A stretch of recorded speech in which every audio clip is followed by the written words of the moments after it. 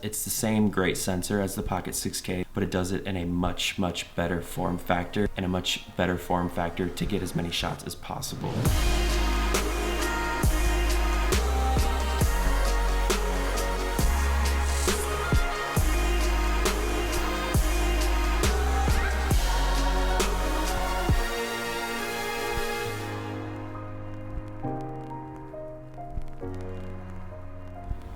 Channeling my inner Spencer Sakurai today.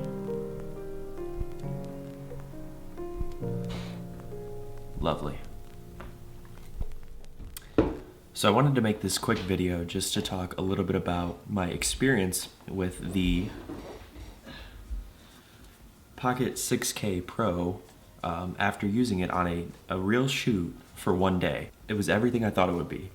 It was super simple, super intuitive. It was the same camera as the Pocket 6K, same sensor, same everything, but it was just easier to use. All of the little annoyances with Blackmagic cameras seem to be solved with this camera. So I wanted to make a quick video about that and just sort of talk to you guys a little bit about my day filming.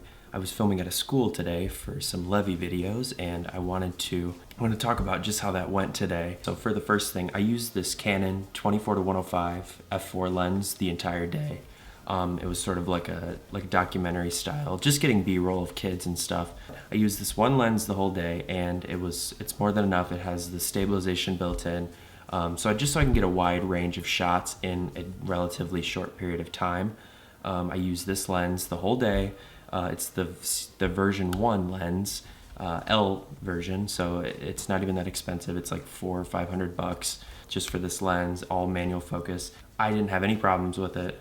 And then I used literally just this setup like this. Nothing, no cage, nothing on it. I wasn't running even a shotgun mic because I didn't ever anticipate on using any of the audio, but I used just this literal exact setup right here with the SSD, the Samsung T5 SSD, and the Tilta SSD holder mounted right here on top.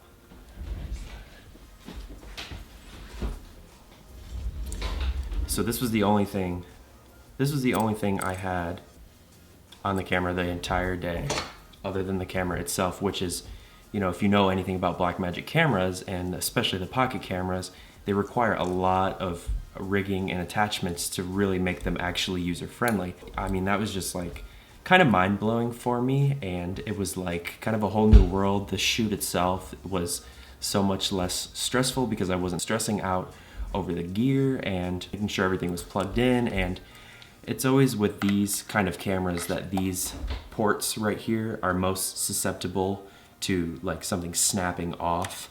Like if you have something plugged in here, like a USB cord, and it snaps off, you know, that's always a risk with this camera.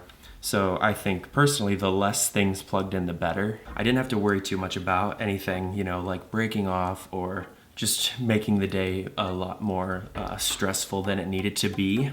I filmed with the 1TB T5 Samsung SSD for the entire day, and I filmed in ProRes 422, a lot of slow motion, 60 frames per second, which pretty much ended up filling up the entire SSD, the 1TB SSD, which I kind of expected. But I'm also, even to make this rig simpler so I don't have to use the SSD all the time, as I picked up a couple CFast cards, which you can use in this camera because it has a port for CFast and SD cards. If you have a really fast SD card, you can even use that.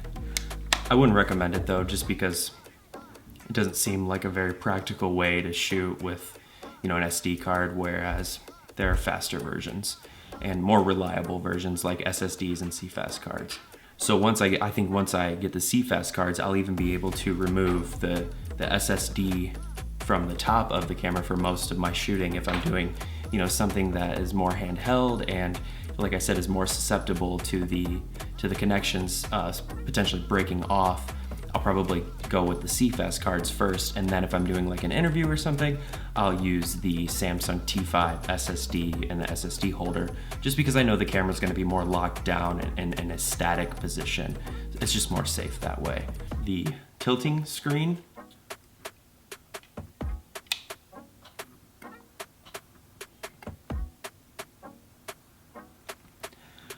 I went in and outside all day, filming kids outside and then filming kids inside in classrooms and stuff, and I really felt that the flipping screen was more than bright enough to accommodate outside or inside, and it was pretty sunny today too. I wasn't really concerned with using a monitor, which I had normally always been using with the Pocket 6K and Pocket 4K. So I don't know that I'll really need a monitor unless once again, I'm in like a lockdown position. I might use a monitor just to double check focus.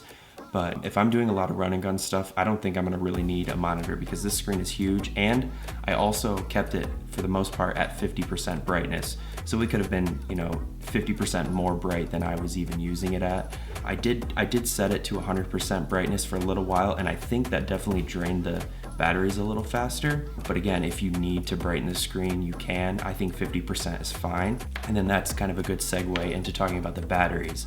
Now, I'm not gonna say I was underimpressed with the battery life of the camera, because I mean it's a lot to ask for a battery, so I kind of anticipated going through a significant amount of batteries.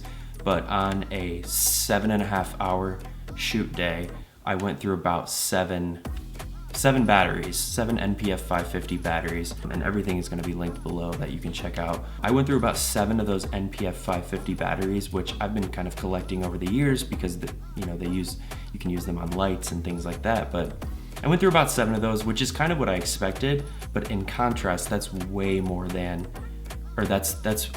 way better battery life than what you would get on the LPE6 batteries in the Pocket 6K or Pocket 4K. So, that kind of holds true to about 45 minutes or an hour of runtime with those NPF 550 batteries in this camera internally. Now, again, it just depends on the environment. If I'm gonna do an interview or something like that, I'm probably gonna still be using a V-mount battery on this camera, just because it's sort of it would be a little bit extra security so that the camera doesn't die in the middle of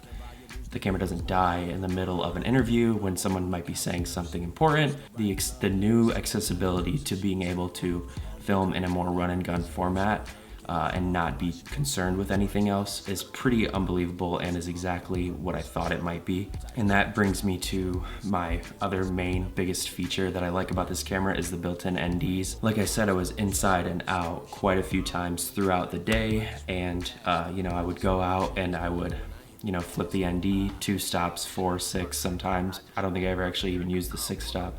And they seem to have sort of a bluish cast to them, which I'm not totally sure about. I can't say for certain if it did or I was white balancing incorrectly, but they seem to have a bit of a blue cast to them. I'll have to test it out a little more. But experience-wise, and just, the whole point really of why I was so sort of excited about the Builtin NDs was just the ability to get more shots and to not miss things, because I would always miss things because I'd be screwing on an ND filter to the original Blackmagic cameras or whatever else. I'd be always screwing on an ND filter, and I would miss something, and I couldn't count how many times I missed a shot because I was screwing on an ND filter. So again, just the ND filter switch there, you can see it. It's pretty much exactly where your thumb, come on, focus. It's pretty much exactly where my thumb lies, so I would just pop it on, and then if it needed to be darker, I would hit it twice, and it worked out really, really well. So yeah, my overall thoughts on using it for one day. I've literally used it for one day, so don't take this as a review or anything like that, because that will come, but I just wanted to put this video out there. It kind of lives up to exactly what I thought it would, and whereas it's the same great sensor as the Pocket 6K, the Super 35 sensor, the 6K sensor, it shoots all the same great formats, but it does it in a much, much better form factor and a much easier form factor to use and a much better form factor to get as many shots as possible. So yeah, I just wanted to jump on here really quickly and make that video. If you like this, hit the thumbs up button and subscribe. And thanks for watching, and I'll see you in the next one.